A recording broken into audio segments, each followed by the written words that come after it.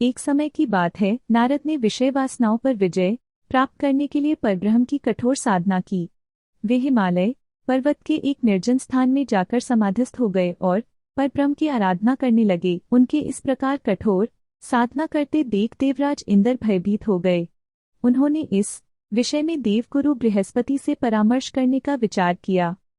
वे आचार्य बृहस्पति के पास पहुंचे और उनसे कहा, आचार्य, नारद हिमालय पर्वत पर बड़ी कठिन साधना कर रहे हैं।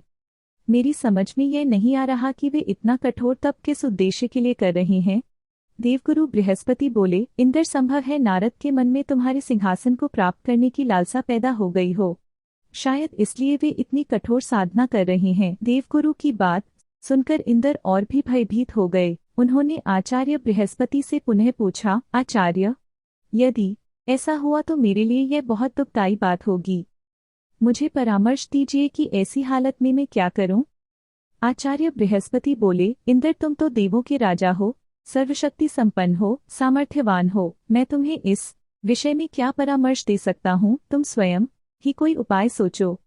आप ठीक कहते हैं आचार्य जी, मुझे कोई न कोई उपाय सोचना पड़ेगा। कहते हुए इंद्र वहां से चले गए। अपने महल में पहुंचकर उन्होंने कामदेव को बुलवाया और उनसे कहा, कामदेव, नारद हिमालय पर्वत पर एक निर्जन स्थान में बैठे कठोर तपस्या कर रहे हैं। मैं चाहता हूं कि तुम उनके पास जाओ और अपनी मायावी शक्ति द्वारा जैसे भी हो उनकी तपस्या भंग कर दो। जैसी आपकी आज्ञा, कामदेव ने कहा और तत्काल उस स्थान को चल पड़ा जहां नारद तपस्या कर रहे थे।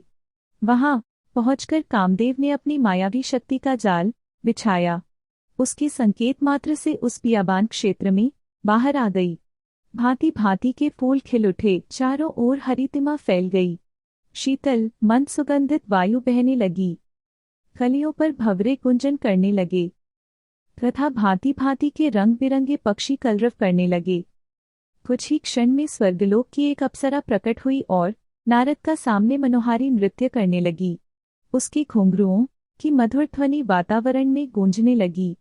लेकिन कामदेव का यह प्रयास व्यर्थ ही साबित हुआ। अप्सरा नृत्य करते करते थक गई, किंतु नारद का ध्यान नहीं टूटा।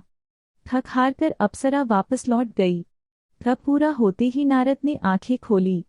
कामदेव ने सोचा, यदि नारद को बाद में यह पता लग गया कि मैंने उनकी तपस्या में विघ्न डालने की चेष्टा की है तो वह मुझे शाप दे देंगे। उचित यही है कि मैं स्वयं ही उन्हें सच्ची बात बता दूं।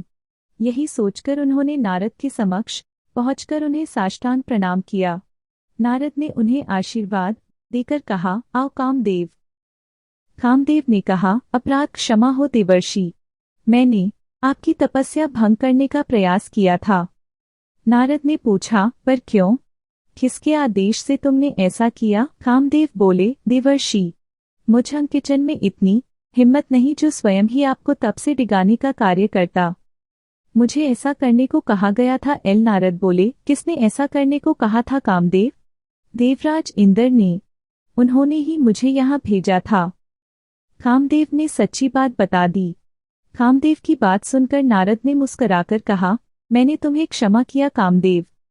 अब तुम जाओ और देवराज को बता देना कि नारद ने इच्छाओं को वश में कर लिया है। अब मैं संसार के किसी भी भौतिक आकर्षण में नहीं फंस सकता। जान बची तो लाखों पाए। कामदेव ने सोचा और जल्दी से वहां से चला गया।